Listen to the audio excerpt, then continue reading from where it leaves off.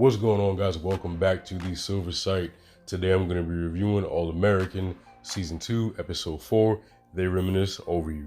Y'all, when I tell you this episode was even better than last week, I thought last week was an emotional roller coaster. This week, man, them writers doing their thing on All American Season 2. Alright, so before I get too deep into the review, I just wanted to take a moment just to say how much I enjoyed the show. One thing I noticed about the show tonight was that a lot of times when we have shows that are based or centered around high schoolers, the adults often get thrown to the sidelines, where this show does a really good job of balancing the teenagers with the adults. And what I like is we see how the decisions that the adults make oftentimes have, lasting effects on the kids on the show. So I really enjoy how they kind of give everybody enough screen time and, give everybody a decent storyline, so that way we can connect with these characters and we can feel emotion for these characters. All right, so let's jump into it. We got a lot to talk about. So let's start off with Asher. Those of you who been following my channel and following me on Twitter, I do not care for Asher. I didn't really like him in season 1, but that was his job. He played the antagonist, so he did a very good job because he got me not to like him.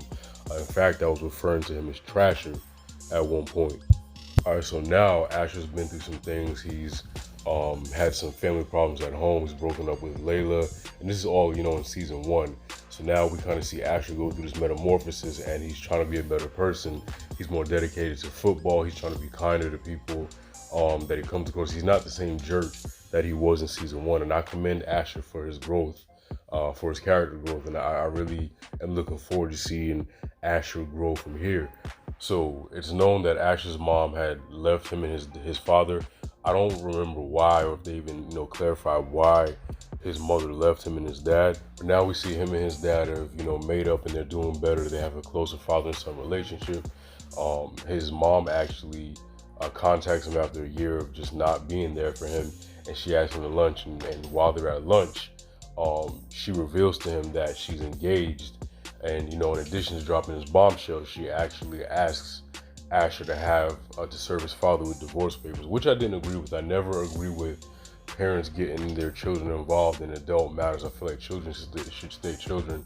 So I feel in that aspect, Asher's mom was dead wrong to even, try to get Asher to serve those papers. There are a million different ways to serve papers. You could have got anyone else to serve those papers. And she said she tried a bunch of times, but I don't know. I just believe that was such an underhanded way to, I guess, get him to sign a paper. But then again, maybe she got to the end of her ropes and she's like, well, I want to get married to this man that I love, but I can't do that until I'm divorced and this man won't sign the papers. So like I said, who knows, maybe she had a good reason for getting Asher involved. For me, I just think that's a lot to ask your son who you left for a year and you hadn't seen the kid in a year, and to drop a bomb of an engagement that you're engaged to a man that your son doesn't even know, and then to ask him to help you divorce his father who you left. It's just, I felt like it was a bit much coming from her. So, but I think Asher handled it very maturely, and I think he handled it well, which also is a sign of his growth as a person. He's not rash. He thinks, and he did the right thing by helping his parents, move on with their lives. So kudos to Asher on that. So Coop and Spencer are hanging out, and Spencer tells Coop that he's worried about Layla. She's not herself. Tells her about the arm and just how she's, avoiding people and not going to school. Just, everything that's on his mind about how worried he is about Layla. And he actually enlists Coop to, hang out with Layla and just see what's going on with her. Pick her brain, see, what's wrong, if there's anything that can be done to help her out. And Coop agrees to hang out with Layla. And this just, is a testament to Layla's mental health right now, and just to prove that she's not well. Coop and Layla are hanging out, and, Coop's phone's going off, and it's Spencer. I don't know why Spencer keeps just calling and calling and calling. It's like, dude, you asked her to hang out with Layla to, get to see what's wrong with her, to talk to her, and you keep, pestering her, stop. So Layla, at one point realizes that, Spencer's calling, and she's pissed because, she's thinking that Coop called her to genuinely help her with her lyrics, which Coop probably did call Layla over there to help her with her lyrics and stuff like that. But with Spencer, harassing them, it set her off, and she starts going off, and rightfully so. I get why she was mad. you lure her here under false pretenses, thinking she's thinking that she's here to help you when really you're just, you know, babysitting and trying to see what's going on with her. You're just not honest about why you're hanging out with her and you're wasting the time. So she starts flipping out on Coop, saying that I'm not stupid. I know Spencer's saying you to spy on me. And then in the middle of that, Lil Fizz's character comes up at the worst possible time when Layla's already pissed and she's already not having it. So he calls her Little Miss Beverly Hills, and what did he say that for? Layla just does a complete 180, and even the look on her face was like, yo, like, who are you talking to? Like, do you know who I am? Like, Layla literally, like, I don't know, she just got this fire under her, and she was like ready. She was ready to go. I thought she was gonna lump up Lil Fizz right there in the calf. Like, I thought she was gonna two-piece that man. What I liked about how Layla handled the situation was she was fearless. She had this look in her eye like she was gonna whoop this man's ass. She had no fear in her heart whatsoever. She was ready to go to jail that day. She gets in this man's face and says, do you think my dad is gonna waste his time with some needy ass MC? And I'm like, yo, where was all this energy when Coop was getting bodied on stage during the freestyle battle? And when this man said, yo, don't disrespect me, you know what Layla said? Layla said, get out of my face or do something about it. Yo, this chick was ready. But Coop, Coop was like, all right, cool, everybody, they appreciate your concern. Go back to doing what you was doing. I'm glad Coop said something to break the tension, because that atmosphere was thick with two C's. All right, so getting back to Layla, Olivia and Spencer actually break into her room. Not breaking, they kind of finesse the front desk and they're giving them a key, because Olivia said it works every time. Light-skinned girl with long black hair, and they just, you know, gave her the key. I guess they assumed she was Layla. And I'm not gonna go into detail, but this is why I love the writers of CW's All American. Like, little touches like that, little funny moments like that only we can kind of understand and relate to. I love that they throw this in there, and that's why I'm so glad that this show exists. But anyway, back to what I was talking about. So they get into Layla's room and they see that the room is a mess. I mean, she got bags, she got dirty clothes, she has open containers of Chinese food, and it literally is a cry for help. It literally is telltale sign of depression. Her room is just a complete and utter tornado, and you can see how devastated Spencer and Olivia are, because they knew that she was depressed. But I think, you know, walking into that room, they kind of like knew, okay, she's depressed. And for me, like, the look on Olivia and Spencer's faces just said it all. That confirmation that, you know, their friend, his girlfriend, you know, somebody that they love is truly depressed. I feel like that confirmation hit them when they opened the room and saw, you know, how she was living. So Spencer gets on the phone with her dad, and I'm assuming he tells him everything that she's going through and how Layla's living. So she walks in on them as they're in her room, and she flips out. She breaks up with Spencer. She tells Olivia to get out. You know, she's furious. And so at the end of the episode, we see her in her room crying. She's breaking down, but as she's crying and you know, having a breakdown, she reaches for, you know, some clothes on the floor, and she begins folding, which I thought was a sign that she's realizing that she does need help and something is wrong with her. So while all this is going on, we have Grace, Corey, and Billy, who are going to their high school reunion.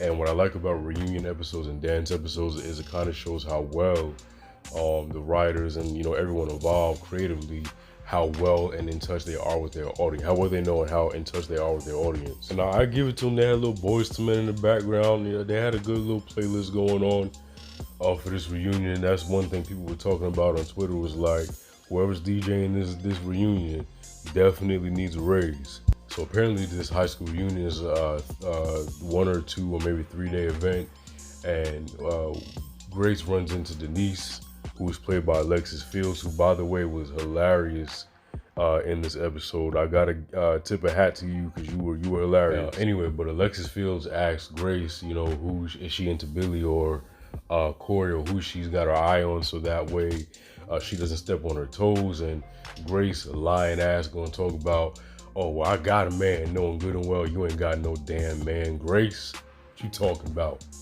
So now that Grace told this big ass lie that she got a man, and we know she don't got no damn man, she got to go to Micah and ask him to go to the dance with her tonight.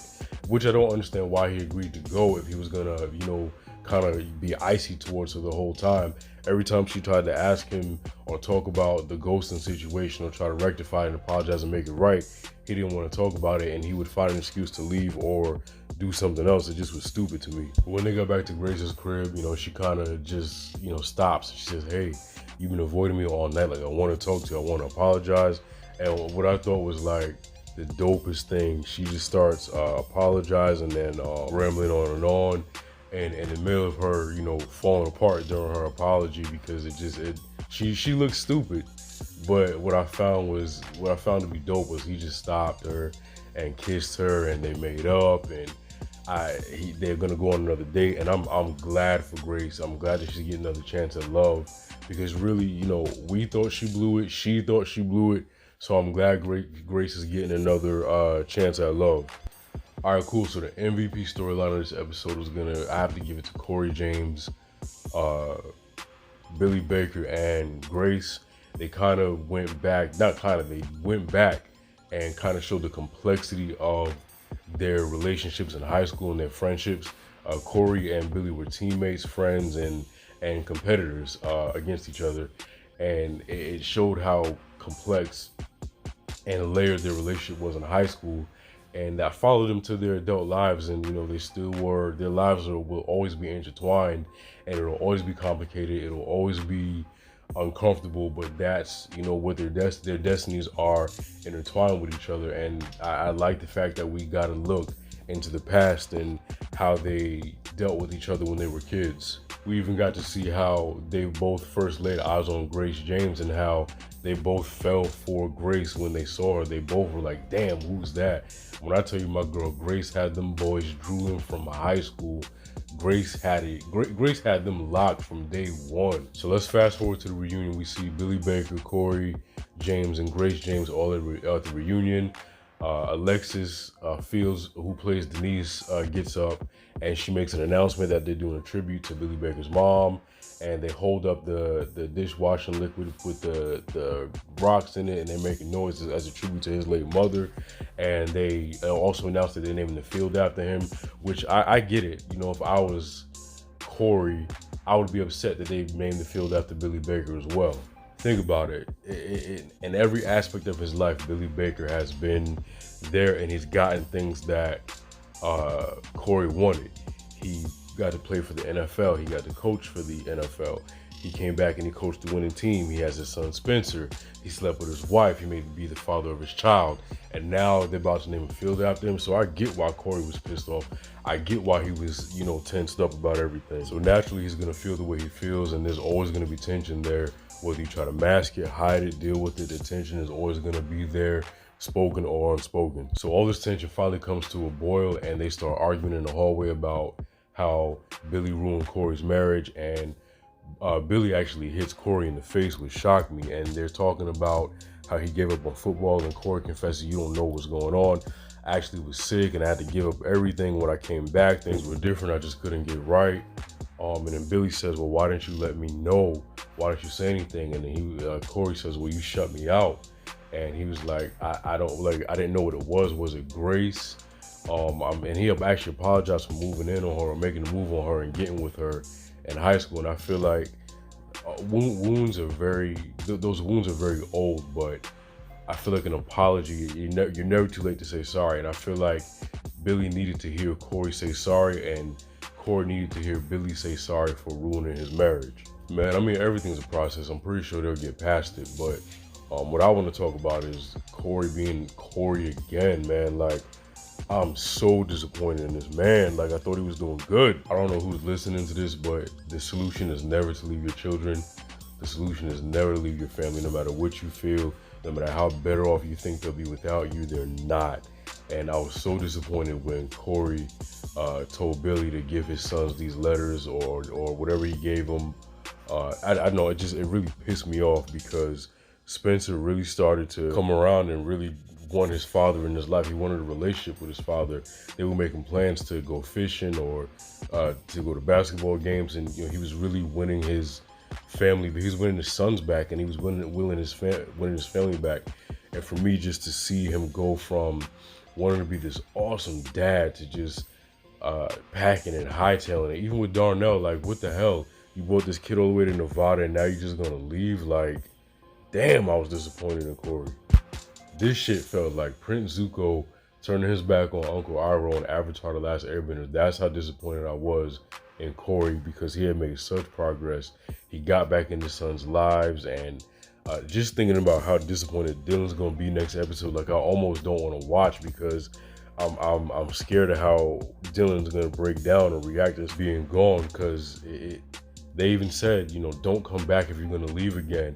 And Corey made this promise that he wasn't going anywhere, and he left. But Corey was acting funny the whole episode. I'm praying that he's not sick again or nothing came back, but he was acting funny the whole episode. I don't know if it was because he knew he was gonna leave or something else. It just seems like he always makes the wrong decision, like coming to Spencer's games and not saying anything, not wanting to know the paternity of Dylan and now leaving. It's like, dude, you striking out left and right, man. We were rooting for you, Corey James. We were all rooting for you, bro.